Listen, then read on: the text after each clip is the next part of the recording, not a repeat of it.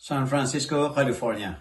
Masiglang dinagsakamakalan ng mga komunidad ng mga Pilipino-Amerikano at mga banyagang nagnanais na manirahan sa Pilipinas ang ginanap na briefing at orientation ukol sa Special Residence Retirees Visa or SRRV noong Mayo 31 sa Kalayaan Hall ng Philippine Center sa lungsod na ito.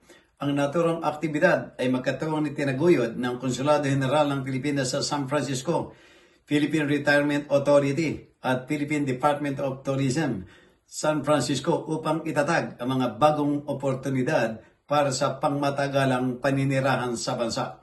Sinabi ni Consul Rowena Pangilinan Daquipil sa ngalan ni Consul General Arnel Talisayon na binigyan din nito ang lumalakas na reputasyon ng Pilipinas sa buong Asya bilang isang mainit at mapagkompetensyang destinasyon para sa mga retirado. Kabilang dito ang mga binagong antas ng deposito, pinasimpleng proseso at mga insentibo sa pamumuhunan na bukas para sa mga dayuhan at mga dating mamamayang Pilipino o balikbayan. Binigyan din ng opisyal ang matas na antas ng kasanayan sa Ingles ng mga lokal na manggagawa at mga tanyag na hospitality ng bansa na nagbibigay ng komportableng pamumuhay sa mga dayuhang residente.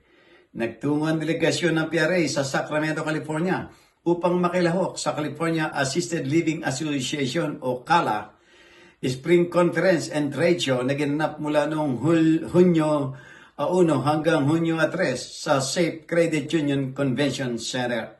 Ang CALA Conference ay nagsilbing estrategikong lunsaran para ipakilala ang programa ng Pilipinas sa mga Amerikanong stakeholder, mga professional na pangangalaga at mga pinuno ng industriya ng senior living sa Estados Unidos.